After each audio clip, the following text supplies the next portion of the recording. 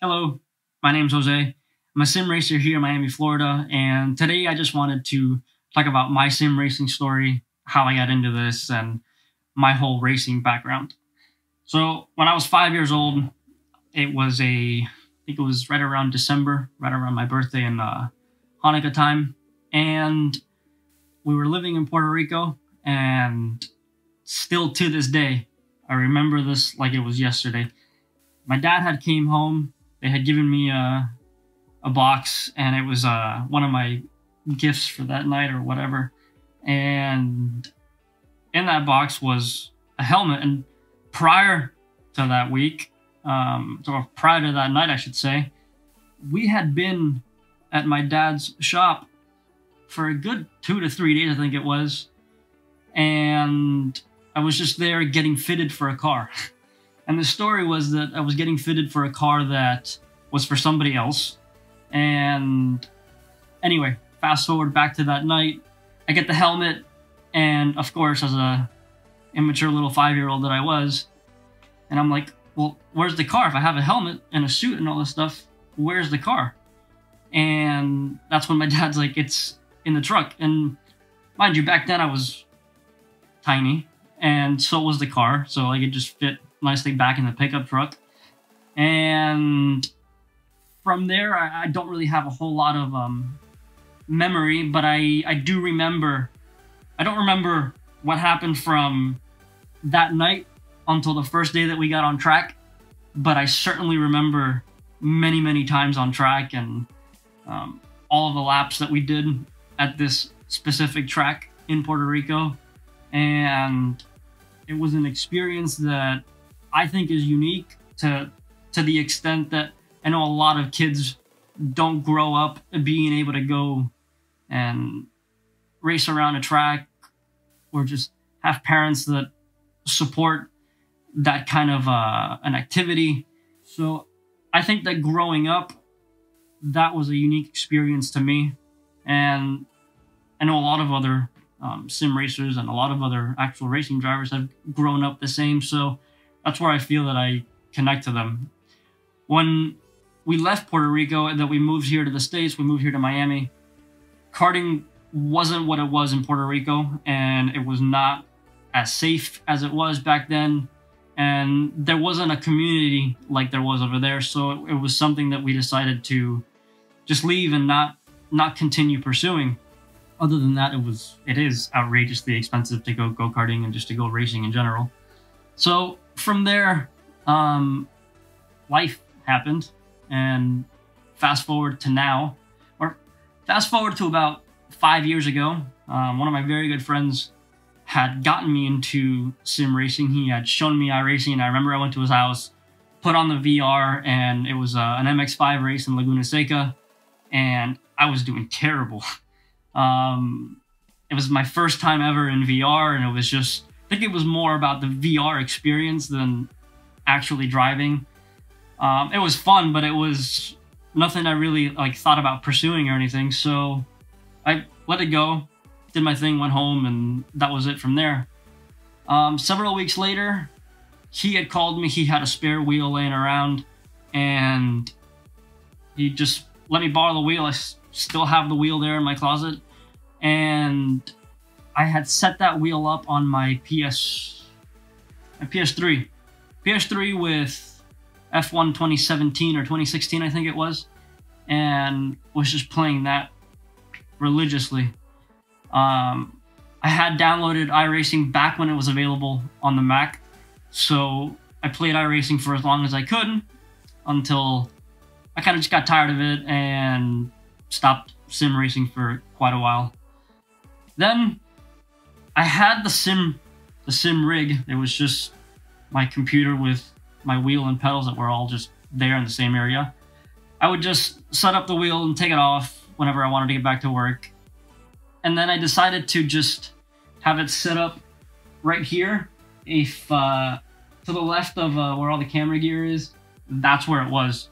And it was just there with this chair, and it was there for a good, I don't even know, 6 to 8 months probably. And that was my go-to little place just to go get a few laps in. and it wasn't on the PS3 actually. It was on an Xbox 360 that another friend of mine, I had bought it from him. So I had that set up, and I was playing a lot of Forza as well. Actually, now that I think about it, I'm going back and forth here, but yeah. So let's backtrack there a little bit, because I'm going a little. It's all kind of jumbled up in my head a little bit. First, we started with the PlayStation 3. Then I got the G920 Logitech wheel. That was on the Xbox 360 with Forza, and I was playing Forza for a very long time. Forza was a weird game. A lot of the cars did not handle at all as I thought that they would. So that was kind of a disappointment. The Formula 1 cars, which is really what I wanted, those were handling well. But it does get to a point where it's like, okay, I'm just doing this. Let me do something else now. And that stopped for quite a while as well. And then, again, another, I don't even know how I've gotten so fortunate in my life, but a friend of mine surprised me. He had bought me a PS4. He had been playing Gran Turismo Sport, so we wanted to race together, and I was at a point in my life where I knew I couldn't afford to go out and buy a PS4 and buy a wheel and pedals and all that stuff, so he surprised me. I ended up setting up Gran Turismo Sport. I went out, got the Logitech G29, which again is still there. All the other wheels are still there. Started playing Gran Turismo Sport and played Gran Turismo Sport every single day for a good year and a half. Got into VR and was just playing VR for a good 4-5 months and just doing time trial sessions, because that's all you're able to do in Gran Turismo Sport. I haven't played it again since then, so I don't know if the VR in Gran Turismo Sport has improved at all or not. So fast forward a little bit more. This friend of mine that had gifted me the PS4, I had asked him to build me a PC for my company, and I needed something powerful that could do a lot of photo and video editing quickly. Fortunately, my business was growing, and I needed something that could keep up. The PC itself, it's an incredible piece of machinery. It's my first PC in years, and we were trying to get it so that it would run Mac OS on it, but we were unable. And the PC ended up sitting for a good 3 months, didn't do anything. I almost sold the PC, and I'm very glad that I didn't. Another friend of mine came over, he helped me set up the PC, and believe it or not, I had it set up, and I was just too lazy to get everything hooked up, so I just left it there, kept playing with the PS4. The computer went back out and sat for another month and tried selling it again. And I was like, you know what? Let me try to do this, and let me try to get this set up properly. Set up the computer, set up iRacing. Another friend of mine helped me get all the software loaded up. And from there, I had already had the chair. I bought the chair as a birthday gift to myself last year. So I already had the chair, the stand for the monitors. My stepdad built me the stand for the monitor, and then everything else just started coming together from a lot of stuff that I already had here. So the monitor itself, it's just an $150 monitor from Best Buy. This side monitor was something that was already here, and it's just a basic, inexpensive monitor. You can probably pick this monitor up for 30-40 bucks somewhere. This iPad was, I had this iPad here for a good 2 to 3 years, and unfortunately it was just something that I had here, and I had purchased it for something, and it wasn't being used. So that's been set up here. The mount for the iPad was something I had purchased when I started my aviation training, so that's what it was for. The iPad was for my flying. So I had the mount and the iPad for it, stopped flying, and that ended up just sitting here. This other mount for the monitor itself, a friend of mine had given me that, and it's just a monitor stand. The stand itself has to be sitting on another piece of metal just to hold it up, and it's literally an extra piece that came from the play seat adapter for the gear shift. And The stands, this is an old, and I'm using a stand over here just if I need to have notes or something. Half of it is an old mic stand that I had for my drum recording equipment, and the other piece of it is just a piece of a boom from a drum stand that I've had for the last 15 years or so. So a lot of it has come together just from my brain trying to come up with creative solutions, and I hope that I can offer somebody some sort of a creative solution. I love being able to take pieces that I can find, and I keep boxes and I keep random pieces of metal laying around and just random things that I think will be useful to me at some point, because they somehow, some way end up working. Like even the little Velcro straps to keep these cables clean, they're all just from other cables that I found laying around. So obviously sim racing can get extremely expensive.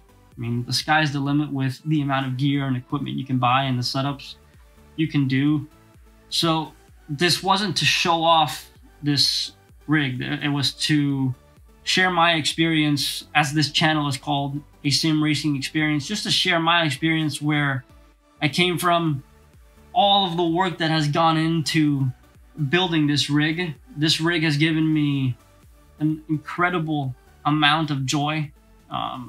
The amount of joy that iRacing gives me, it's immeasurable. To be able to go back in and race whenever I want and drive the cars I want to drive at tracks that I love, and drive at tracks that I've been to, and tracks that have been with me my entire life because I've heard the names my entire life, and now I'm able to go out and drive them in a proper simulator. And a lot of what I do here is just, a lot of what I do, like if I'm not working, it's just trying to make this experience as efficient and as enjoyable as possible for me, so that I can jump in. If I need to press a few buttons to stream or record, I can just go in, press a few buttons, or if I need to go in and do a race, I can do that.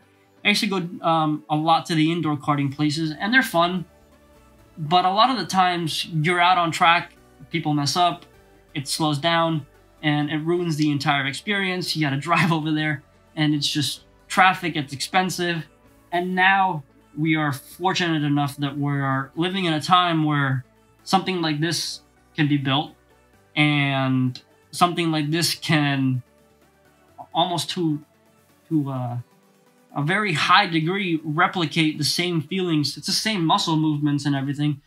You know, depending on the wheel that you have, you're not going to be getting the same kind of a weight. You're not going to be getting the G-force and, you know, some of the feelings that you get in car. But it's so close. It's such a close feeling that, so, I mean, I think it's okay, at least for me.